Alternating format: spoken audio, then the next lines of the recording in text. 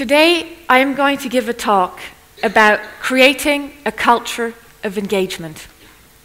In the next 20 minutes, you will get the tools and frameworks so that you can foster a culture of engagement in your own organization when you go back to work on Monday morning. But first, what is a culture of engagement? What does this mean? And why is this so important? Well, let me show you something. What do we see here? The obvious, about 8 people. And if we look a bit closer, we see that the first person in the boat seems to be working, doing his best, rowing forward, putting in full effort, while the people behind him, they do have an oar, but they are not quite as engaged, they're not quite as passionate about the rowing. And finally, the last 2 people, well, they don't seem to be up to anything good at all. One is sawing off a piece of the boat and the other one's laying a fire. Now, would we send this team to the Olympic Games? Most likely not. If this team was your company, do you think you have a successful company? Most likely not. And yet, this is the perfect illustration for the average global employee levels when it comes to engagement. According to the global workplace study done annually by Gallup, a consulting firm that specializes in doing employee engagement surveys, it produces every year a report detailing the engagement levels in just about every country in this world, and on average, this is what they found. 13% of employees are engaged, while 63% are disengaged, and 24% are actively disengaged. What do these terms mean? Just to be clear and have a shared understanding here. Being engaged means you're passionate about your work, you're doing your best, and what your actions are driving the organization forward. Being disengaged means you're putting in the time, but you're kind of sleepwalking through this work experience. You're checked out. And essentially, you're just doing enough so you don't get fired. And then there's the actively disengaged part. Actively disengaged means you are undoing what the engaged are doing. You are sabotaging the company, and overall, your impact for the organization is actually negative by you being part of it. So, this is one challenge when it comes to being inspired at work and creating a culture of engagement. Now, there's another story that I'd still like to show to you, and that is the one of stress. According to the State Secretariat of Economic Affairs, the SECO, 34% of employees are suffering of chronic stress. Now, because this is the State Secretariat for Economic Affairs, they would of course ask, well, what is this costing us? And what is this costing us? Well, they did an estimation and they found it's about 7.8 billion Swiss francs every year. These are big challenges. But the important question to ask is, how do we fix this? How do you and me fix this? That's what I mean when I say we. How do we as individuals go about having a more inspired working world? And so, let me just tell you that if we do succeed, the rewards are great. Because Gallup also did another study, and they looked at high engagement business units and low engagement business units. And what they found is that high engagement business units have employees who are 21% more productive. They're causing 37% less sick leave. They're causing 48% fewer safety incidents. And bottom line, of course, this has a financial impact. So bottom line, high engagement organizations are 22% more profitable. Now, let me ask you something. If I would give each and every one of you 100 Swiss francs in 1997, and I would have told you in 1997, you have two choices what you can do with these 100 francs. Option one, you can invest it in the Standard & Poor's stock market index. Option two, you can invest it in the Fortune 100 list of the great places to work. It's published every year by Fortune magazine. Where would you put your money? Who would put it in the S&P index? Oh wow, I really primed you. Oh yes, wonderful. One person. Who would put it in the Great Places to Work index?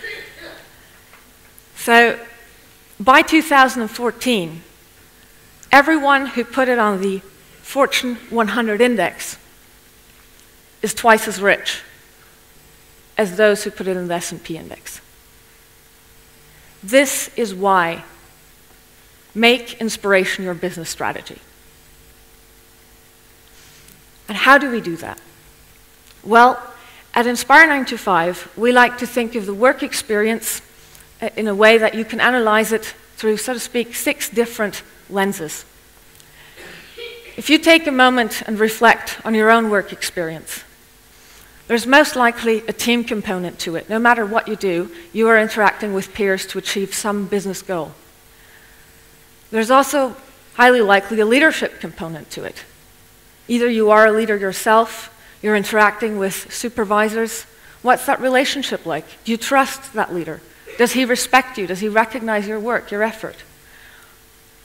Same for purpose. Do you feel like you're part of something bigger? Is the purpose clear in your day-to-day work? Or is this something you struggle with? All of these factors will have an influence on employee engagement. We can continue the story with social responsibility. If you feel like your company is giving back to its community, wouldn't that make you feel proud about being part of that company? And of course, that's going to fuel you to be more engaged.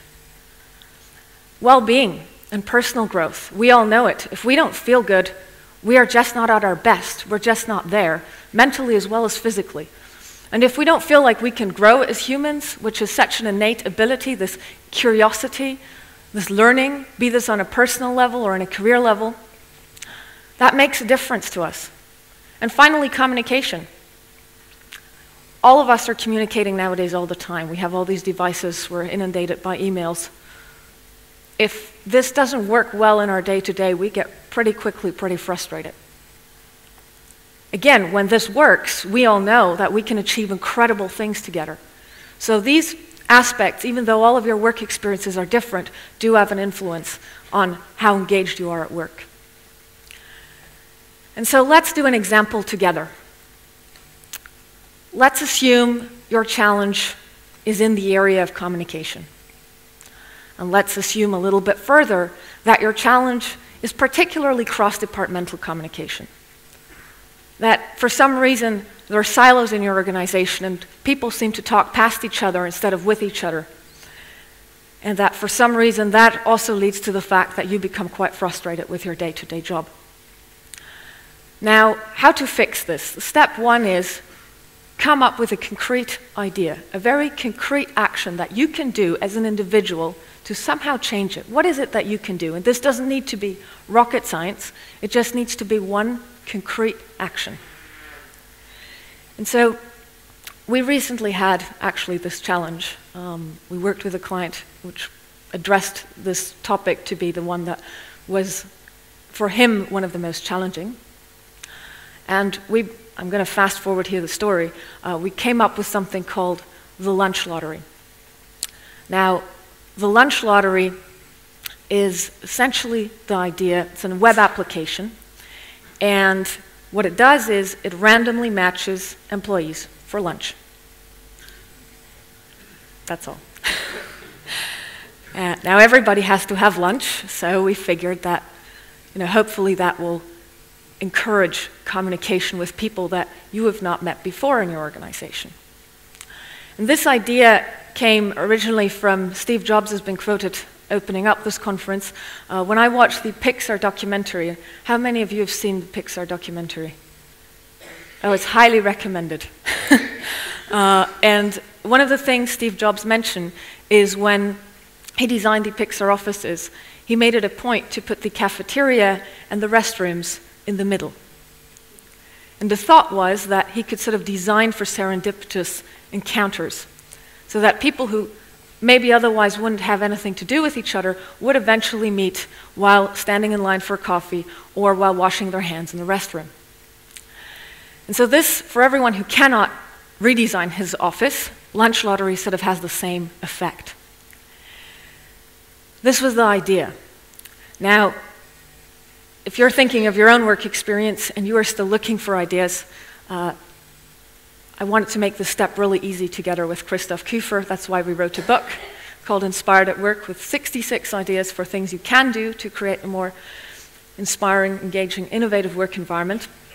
And the reason I bring it up is because we also talked to 15 companies. Many of them you might know.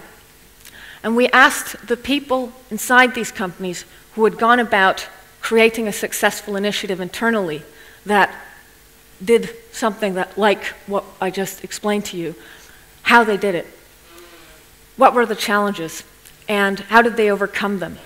And even though every single one of these case studies was in a different area of these 6 to some degree, and they were quite individual, customized to the company's culture and environment, what you can say is that the common denominator of all these 15 case studies, and Lunch Lottery is no different, is that it was not only about the idea, but it was about the campaign that brought this idea to the organization and to the employees.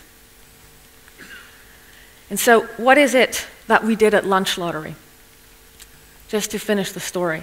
We didn't just say, well, here's a web application, we think it's pretty cool. Goodbye. Instead, we said, well, here we have an application, but here are also, let's have a workshop with some key success partners, with ambassadors within every single department, sharing the whole idea and how this works and how they can go back to their departments and share the importance of this initiative and why it's important to meet people outside of the organization, priming people a little bit what was about to come. And then we did a video with everyone detailing why they were excited about this initiative now that they had learned about it in the workshop. And the next thing was to provide everyone with flyers so that in every coffee corner, every time you got a coffee, you would actually see this. When you would go to the cafeteria, there were banners, and so on. You get the idea. And it's not just about doing this once. Lunch Lottery is a recurring event. So once you've gone through your first campaign, you look at, okay, what works? You try to figure out, okay, how many people participated? How did we acquire them? What channels? And then you go back to the drawing board.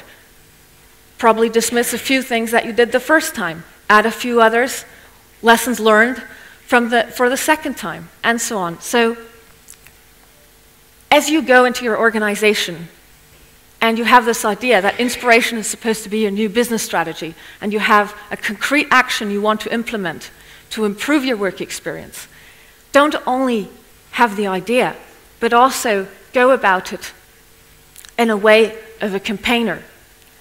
Have a strategy phase, have an execution phase, have an analysis and insights phase once the first iteration of the idea has been out there. Refine it and start all over again. So my message for everyone today who is going to foster a culture of engagement in his or her organization is this: be a campaigner and make inspiration your business strategy. Thank you.